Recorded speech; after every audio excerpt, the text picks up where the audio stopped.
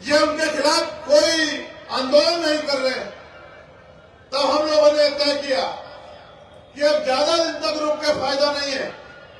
अगर ज्यादा दिन हम रुके रहे तो एक समय ऐसा आ जाएगा कि लड़ाई खत्म हो जाएगी, ये देश फिर से राजतंत्र के हाथ चला जाएगा, जिसका प्रयास मोदी जी कर रहे हैं कि चंद पूंजीपतियों को मजबूत कर रहे हैं और बाकी व्यापारियों को, छोटे व्यापारियों को खत्म कर रहे हैं।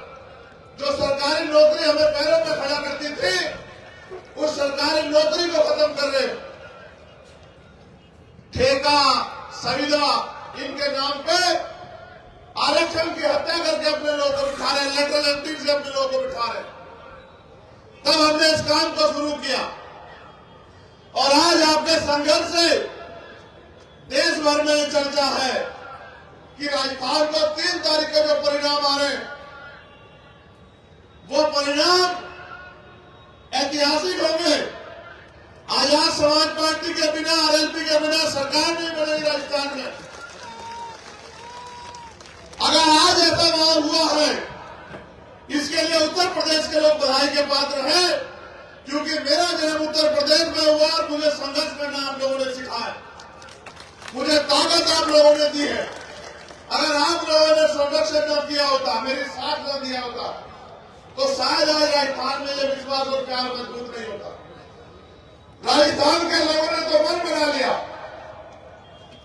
उन्होंने सारे नेता देख लिया, उनको समझ आया कि आजाद समाज पार्टी को ताकत देगी। लेकिन उत्तर प्रदेश में अभी भी हमारे लोग इस काम को जिम्मेदारी से नहीं कर रहे। मैं पूछना चाहता हूं कि भाई अरुण को न्याय क्यों नहीं मिल रहा है? मनीषा बहन के परिवार को जो वादा मुख्यमंत्री ने किया था सरकारी नौकरी का, आवास का, वो पूरा क्यों नहीं हुआ?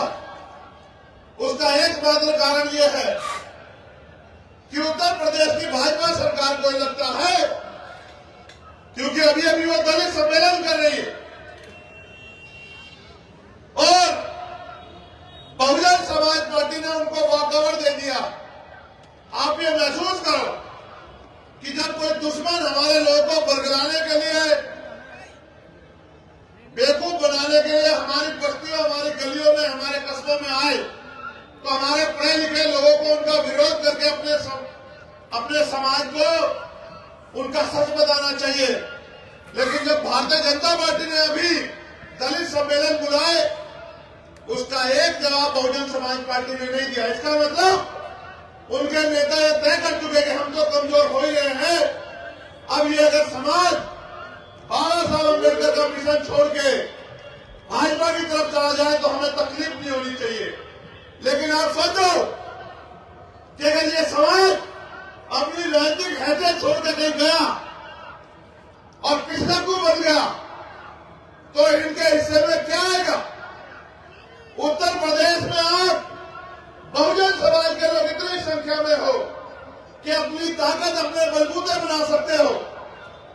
69,000 शिक्षक भर्ती हुई, 6800 घोटाला तो हुआ 20,000 पदों पर, लेकिन 6800 पद सरकार ने रिलीज किए।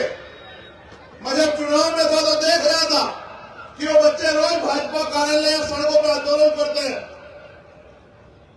उनको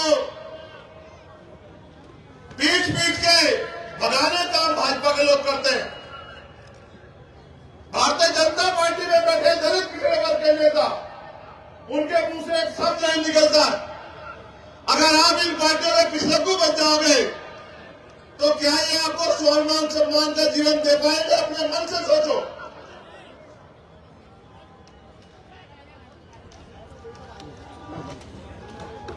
वो भी चाहते हैं कि आप उनके दलों में आ जाओ। उसका कारण है आपके पास वोट है, वो आपका प्यार नहीं करते। आपके पास बाबा साहब अम्बेडकर की चर्चा बच्चों कुर्बानी से मिला वोट, वो इस बात को जानते हैं कि इनके पास वोट है, इनकी जरूरत है। लेकिन महसूस करो, जो भारतीय जनता पार्टी, कांग्रेस या किसी भी पार्टी में नेता है, समाजवादी पार्टी में भी जो लोग नेता है, वो अपने नेताओं को बाईपास करके क्या आपकी आवाज उठा सकते हैं? जब वो आपकी आवाज नहीं उठा सकते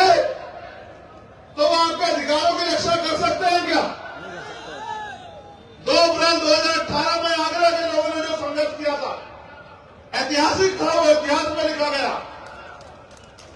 उसका कोई जवाब नहीं, आपको सहना भी पड़ा। सहना तब पड़ता है जब आपका नेता हाथ पीछे खींच रहे। 2 अप्रैल 2018 को जब आपने संघर्ष किया, जब 12 बजे तक बड़ी भीड़ जुटी, तब तक तो सब लोगों ने कहा हम भी शामिल हैं, हम भी शामिल है। लेकिन जब विरोधियों ने हमारे लोगों पे गोले चलाने का काम किया, लाठियां को पीटने का काम किया, तो जिन नेताओं के भरोसे आप लड़ रहे थे उन्होंने कहा हमारा इस आंदोलन से कोई मतलब नहीं। भाजपा को ताकत दे दी कि ये नौजवान जो अपनी जान की बाजी लगा के समाज की लड़ाई लड़ रहे उनको पीटो। और परिणाम ये हुआ कि हजारों लोग जेल गए और पुलिस ने जेल में पकड़े जाने के बाद इतनी लाठियों से पीटा मेरे भाइयों को, हजारों लोगों को राशुका लगी, तमाम तरह की मुसीबत का सामना करना पड़ा। आप सब लोग बताओ, क्या किसी पार्टी ने आपके हुए अन्याय के खिलाफ आंदोलन किया क्या? आप अपने स्वाभिमान सम्मान की लड़ाई लड़ने, उनकी रक्षा करने खुद आए। आज पूरे देश में पुलिस से पहले भीम आर्मी के नौजवान अन्याय होने पर जाते और पीड़ित परिवार को न्याय दिलाने की लड़ाई लड़ते बिना किसी स्वार्थ के। मैं आपसे वादा करता हूं कि आने वाले 1 साल के अंदर आपके 2 अप्रैल 2018 के मुकदमे वापिस करा कर दिखाऊंगा। आप मेरी बात को याद रखें। चाहे मुझे कुछ भी संघर्ष करना पड़े, चाहे मेरी जिंदगी जेल में क्यों न कट जाए, लेकिन मैं आपको मजबूर नहीं होने दूंगा सरकार का। आप चिंता मत करो। लेकिन आप भी सोचो मेरे साथियों, इस लोकतंत्र में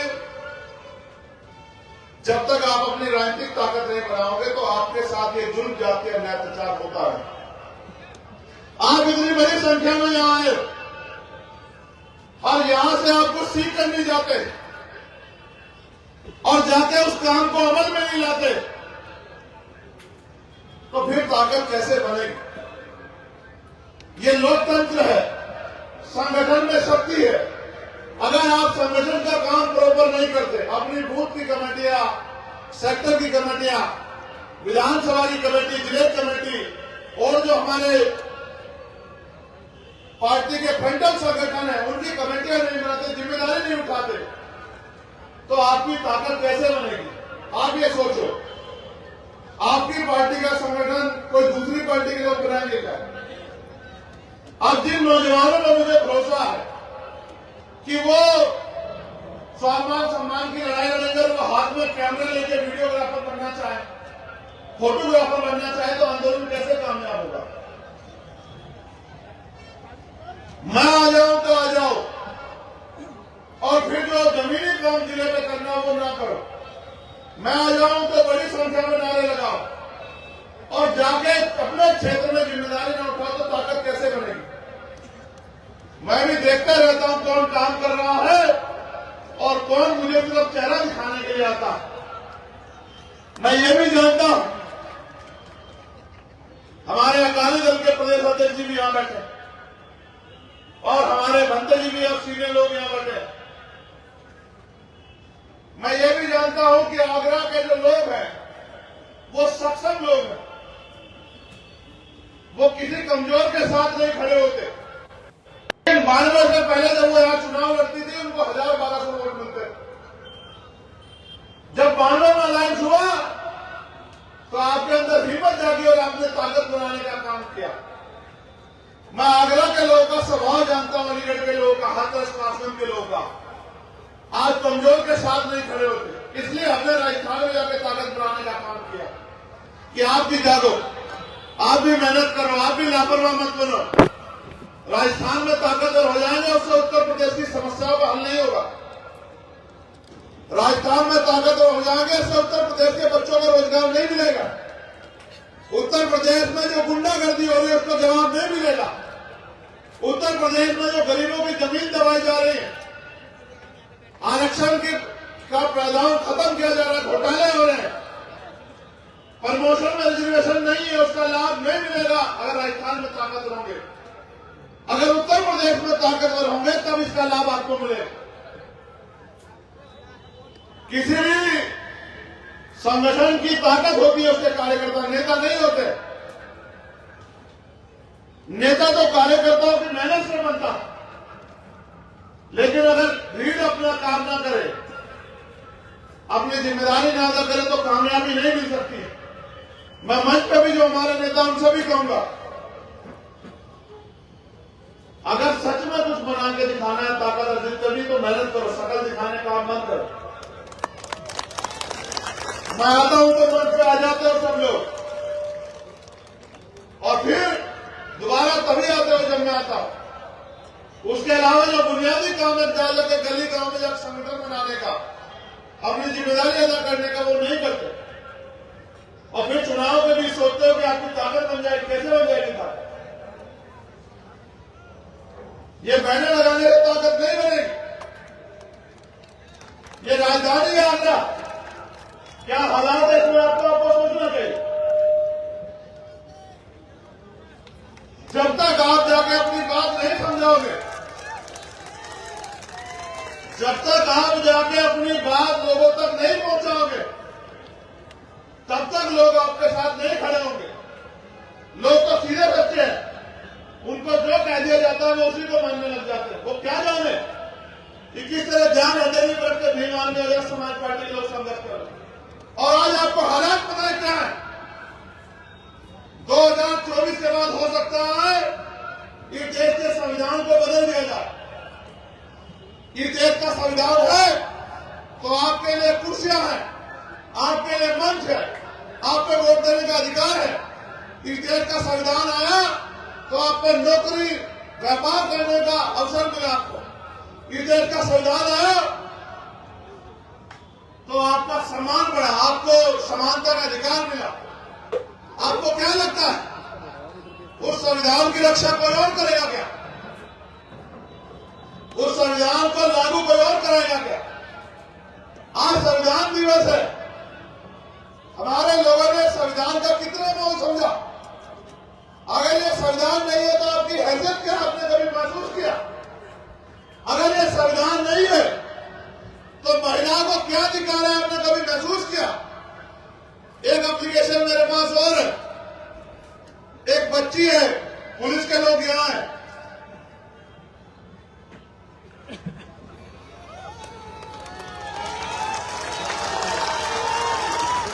ये बच्ची है कामनी प्रजापति, इसकी उम्र 13 साल है और इनके पिता है भगवान दास प्रजापति जी, निवासी लॉयंस कॉलोनी दयालबाग। पुलिस के लोग यहां हैं, इनकी बच्ची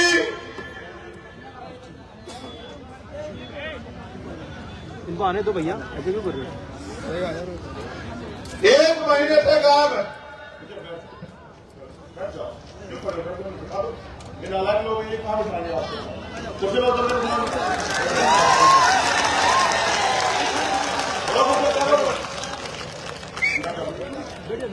नहीं, आप रो मत, रो मत, रो मत, रो मत।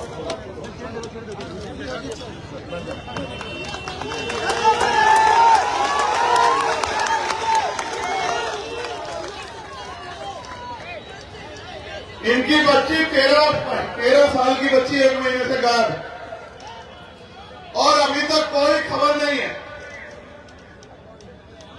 मुझे इस बात का दुख है, मगर मैं करूं क्या? आप लोग अपना काम जिम्मेदारी से नहीं करोगे, मजबूत नहीं करोगे अपनी पार्टी को, तो राजनीतिक ताकत मेरे हिस्से में नहीं आएगी। नहीं आएगी तो पुलिस मेरी बात क्यों सुनेगी?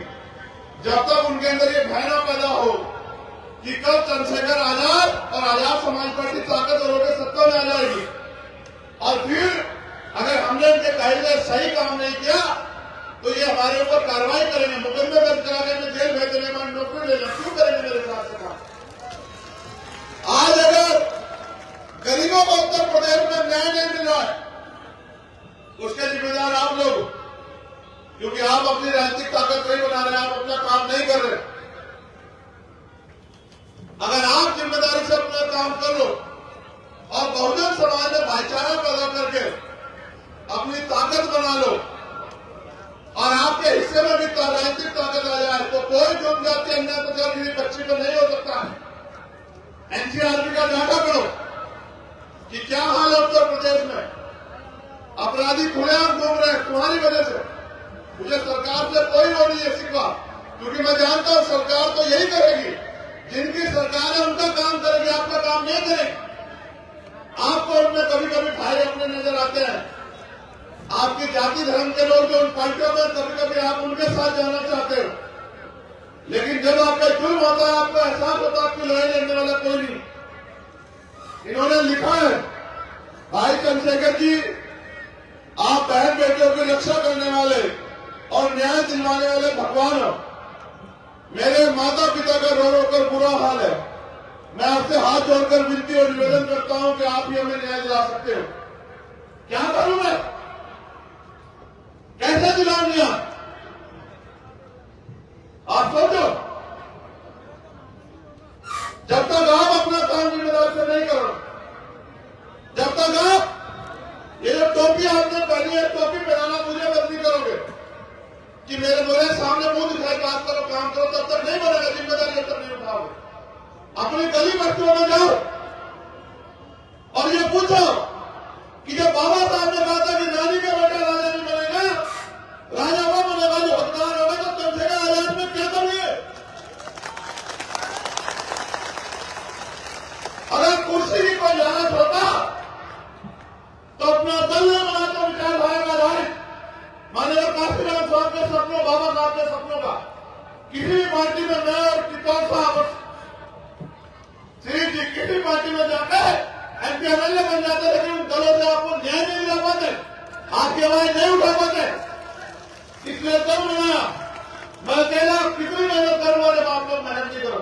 मैं तो धन्यवाद दूंगा टिप्पण साहब का, मैं धन्यवाद दूंगा कि वो उनकी पूरी टीम उत्तर प्रदेश में प्रयास कर रही है। मगर मैं आपको भी कहूंगा कि आप भी अपने काम को जिम्मेदारी से अदा करें। एक और एप्लीकेशन मेरे पास है,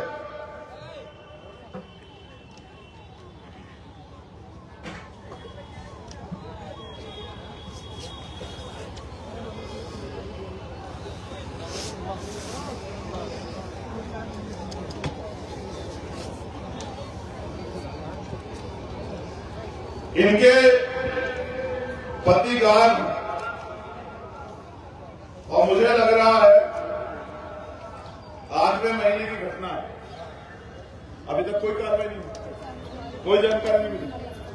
कहाँ रहती है? अलीगढ़। यहाँ पर कैसे आई? अलीगढ़ से। मुझे थोड़ा सा समय, अपना नंबर लिखवा दो। किराए पे रहते हैं आप, मुझे थोड़ा सा समय, ठीक है? अरे जी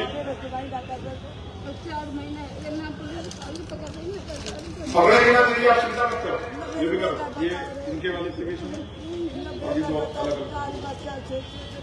आप बैठ जाओ, चिंता मत करो, बैठ जाओ, बैठ जाओ। रोना पड़ेगा, इसमें चिल्लाना पड़ेगा,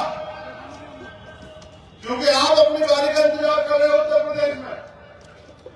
कब आपके घरों तक आग लगे, आपके घरों तक आग जाए। मैं तो कह के थक चुका हूं और आगे भी उम्मीद करके आगे आया हूं कि आप जागोगे, आप अपनी ताकत बनाओगे, मेहनत करोगे, आप संघर्ष करोगे, आप दूसरी पार्टी में सीख लो। 10 साल पहले बनी आम आदमी पार्टी राष्ट्रीय पार्टी बन गई, 10 साल पहले आपकी वोटों में बन गई। आप सीख लो, उनके पास कुछ नहीं है, बेस वोट भी नहीं है। आप देखो कि आप कितने कमजोर बन गए उत्तर प्रदेश में, क्या आप अपनी राजनीतिक हैसियत मजबूत नहीं कर पा रहे हो। मैं तो इस लड़ाई को लड़ रहा आप सबके सहयोग से। मुझे ये भी नहीं पता कि कहां से कौन सी गोली इस बार मेरे सीने के पास जा रही, नहीं पता है मुझे। और यहाँ जो लोग खड़े हैं, उत्तर प्रदेश में तो कई हत्या ऐसे हुई, मीडिया के रूप में चले और गोली मार के हत्या करके चले गए। और ये पता होने के बावजूद हमारे पुलिस के साथी वहां बैठते, देखो कुर्सी पर आराम से बैठे। आप समझो उनके लिए आपकी जीवन की कोई अहमियत नहीं है। आपको समझ आता है नहीं आता? ये तब तक पुलिस सरकार के होती है, तब तक अपने काम को जिम्मेदारी से नहीं करेंगे जब तक आप मुझे राजनीतिक ताकत नहीं दोगे। और जिस दिन आप मुझे राजनीतिक ताकत दे दोगे, ये आपके घरों के दफ्तरों के बाद सलाम करते दिखाई देंगे। आपको कितना होता है?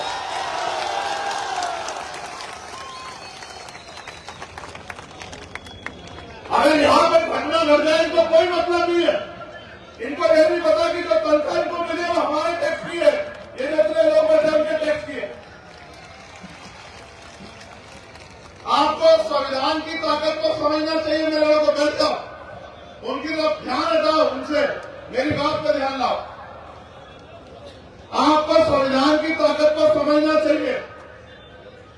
ये संविधान आपको शक्ति बनाने का अवसर देता है 5 साल बाद। अभी आपके हाथ लोग विधानसभा के चुनाव दूर है, लेकिन आपको तैयारी अभी से करनी है लोकसभा और विधानसभा की। आपको अभी से मेहनत करनी है। अगर आप चाहते हो आपकी राजनीतिक हैसियत बने, अगर आप चाहते हो आप अपने पैरों पर खड़े हो, अगर आप चाहते हो कि सरकारी नौकरियां बचे, अगर आप चाहते हो कि बहन बेटियों का सम्मान सुरक्षित रहे, अगर आप चाहते हो कि गरीब की बेटी की तरफ कोई आंख उठा के न देखे, अगर आप चाहते हो कि आपके आने वाली पीढ़ियों को इस देश में स्वाभिमान सम्मान का जीवन मिले, अगर आप चाहते हो कि नौजवानों को रोजगार मिले, अगर आप चाहते हो किसान को उसकी फसल का दाम मिले, अगर आप चाहते हो कि मजदूर को न्यूनतम वेतन मिले, अगर आप चाहते हो कि कलम की ताकत हो मेरे पास, जिसकी बदौलत मैं अपने क्षेत्रों में बड़े बड़े रोजगार के अवसर पैदा करके गरीब लोगों के पैरों में खड़ा कर सकूं, बहन बेटियों को सुरक्षा का माहौल दे सकूं, तो आपको उत्तर प्रदेश में इस काम को शुरू करना पड़ेगा और रोज करना पड़ेगा। हर दिन 2-4 घंटे मेहनत करनी पड़ेगी अपनी राजनीतिक पार्टी को ताकत देने के लिए। आपको लापरवाही बंद करनी पड़ेगी। आप दूसरे नेताओं की तरह जो धर्म की राजनीति कर रहे हैं, आप कुर्ते काट के नहीं घूम सकते हो। आप बड़ी बड़ी सुंदर सुंदर जैकेट पहन के नहीं घूम सकते हो। अगर ये इसमें घूमना चाहते हैं तो पहले तुम्हें हैसियत भी बनाओ, उनका दिखावा मत करो। वो तो धरना सेठ है, उनके बड़े बड़े करोड़पति साथी है, आपका क्या साथी? मैं भी चुनाव में होकर आया, वो तो अच्छा हुआ कि भाई हनुमान जी बेनीवाल ने इतने साधन उनके समाज में जुटाए थे, उनके संगठन ने, कि हमने हेलीकॉप्टर से वहां प्रचार कर लिया। आप सोचो, मैं सवाल छोड़ रहा हूं, उत्तर प्रदेश में जब चुनाव होगा, एक विधानसभा से दूसरी विधानसभा में जाने में समय लगेगा, प्रचार में 15 दिन का समय होगा। कैसे होगा प्रचार? ऐसा थोड़ा ही है। भाजपा के लोगों को तो बहुत पैसे हैं, कांग्रेस के लोगों को, समाजवादी वालों को भी बहुत पैसे हैं, वो तो चले जाएंगे। मैं कैसे जाऊंगा? आप कहोगे आओ प्रचार कर दो, रैली कर दो, कैसे आऊंगा? वो ऐसा थोड़ा है कि हमारी नई पार्टी है, हमें कहीं 15 दिन फालतू प्रचार कर लो, ऐसा थोड़ा होगा। हमें भी उतने कम दिनों में अपने लोगों को तैयार करना पड़ेगा। इसलिए आपसे कहता हूं, अपनी पार्टी को जैसे आपने सहयोग किया है, थैली देके एक पैसा अपनी मेहनत की कमाई से पेमेंट टू सोसाइटी, जो बाबा साहब कहते थे, एक पैसा जुटा के अपनी पार्टी को भी आर्थिक रूप से मजबूत करो कि आपकी पार्टी किसी के ऊपर निर्भर न रहे, आपकी पार्टी धनबल से भी मजबूत हो और आपकी पार्टी संख्या बल में भी मजबूत हो और आपकी पार्टी आगे भी बढ़े, क्योंकि आपकी पार्टी ही आगे उत्तर प्रदेश में समता, समानता, बंधुत्व, भाईचारे का माहौल देगी। आपकी पार्टी ही बाबा साहब अम्बेडकर के सपनों को साकार करेगी। आपकी पार्टी ही माननीय काशीराम साहब के अधूरे सपनों को पूरा करेगी। आपकी पार्टी ही सरकार में आने के बाद आर्थिक रूप से कमजोर वर्ग के बच्चों को अच्छी शिक्षा देने का काम करेगी। जो आर्थिक रूप से गरीब है, बीमारी होने पर उनको अच्छा इलाज देने का काम करेगी और भारतीय संविधान की रक्षा करने का काम करेगी। अगर आज संविधान पे खतरा है, इसका मतलब जितने भी दल है भाजपा से वो अपने काम जिम्मेदारी से नहीं कर रहे। जैसे 2 अप्रैल की जिम्मेदारी आपने अपने कंधों में उठाई थी, ऐसे अपने इस आंदोलन की जिम्मेदारी की आप अपने कंधों पे सिर्फ मुंह दिखाई काम करोगे तो वही मिलेगा जो मिलता है। और अगर मेहनत से काम करोगे, ईमानदार से काम करोगे, संघर्ष करोगे तो फिर आपके हाथ में ताकत आएगी। अब मैं आपसे पूछना चाहता हूं मेरे आगरा के बाद क्षेत्रवासियों, क्या आप चाहते हो आजाद समाज पार्टी ताकतवर बने? दोनों हाथ उठा के बताओ, कौन बनाएगा ताकतवरी से? जब तक आप मेहनत नहीं करोगे ताकतवर कैसे बनेगी बताओ? क्या एक जाति एक धर्म से बन जाएगी? तो बहुजन समाज बनाओ। पाल, प्रजापति, कश्यप, जाट, गुर्जर, सैनी, निषाद, कुर्मी, यादव, मुसलमान, जैन, सिख, बौद्ध, ईसाई सब भाइयों को इकट्ठा करो।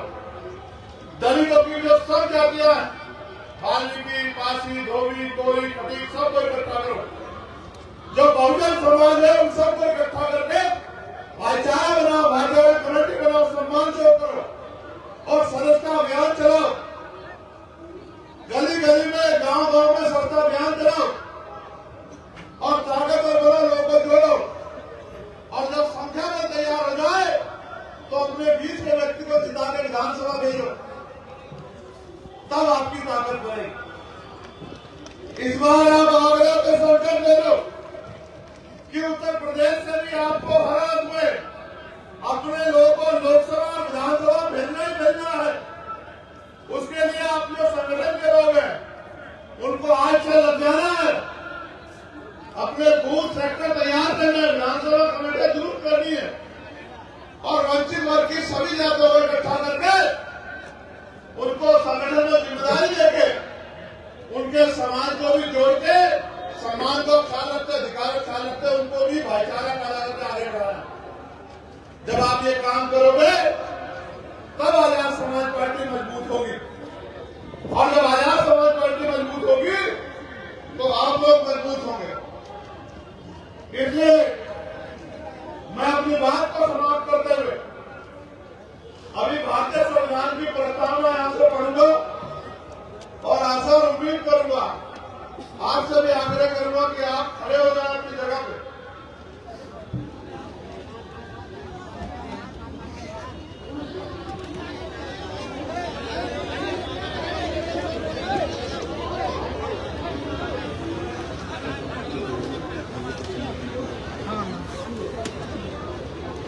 आपसे भी आग्रह करूंगा, सब अपनी जगह खड़े हो जाए।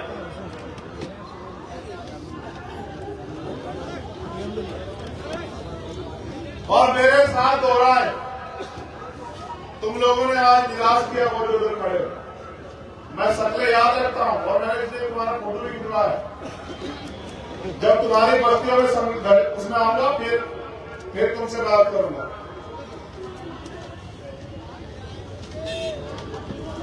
मेरे साथ दोहराइए, हम भारत के लोग भारत को एक संपूर्ण प्रभुत्व संपन्न समाजवादी पंथ निरपेक्ष लोकतंत्रात्मक गणराज्य बनाने के लिए तथा उसके समस्त नागरिकों को सामाजिक आर्थिक और राजनीतिक न्याय विचार अभिव्यक्ति विश्वास धर्म और उपासना की स्वतंत्रता प्रतिष्ठा और अवसर की समता ईश्वर की समता प्राप्त कराने के लिए प्राप्त करने के लिए तथा उन सब में व्यक्ति की गरिमा और राष्ट्र की एकता और अखंडता सुनिश्चित करने वाली बंधुता बढ़ाने के लिए दृढ़ संकल्प होकर अपनी संविधान सभा में आज तारीख 26 नवंबर 1949 आज 26 नवंबर 2023 को इक़्तिदार द्वारा इस संविधान को अंगीकार अधिनियमित और आत्मर्पित करते हैं। अब आप मेरे साथ संकल्प लो कि हम भारतीय संविधान की रक्षा करेंगे और भारतीय संविधान को पूर्ण रूप से लागू कराने के लिए राजनीतिक शक्ति हासिल करेंगे। अपने दल आजाद समाज पार्टी काशीराम को ताकतवर बनाएंगे, शक्तिशाली बनाएंगे और डॉक्टर बाबा साहब अम्बेडकर एवं मान्यवर काशीराम जी के अधूरे सपने को पूरा करने का काम करेंगे। और जब तक उनके सपने पूरे नहीं होते हम चैन से नहीं बैठेंगे।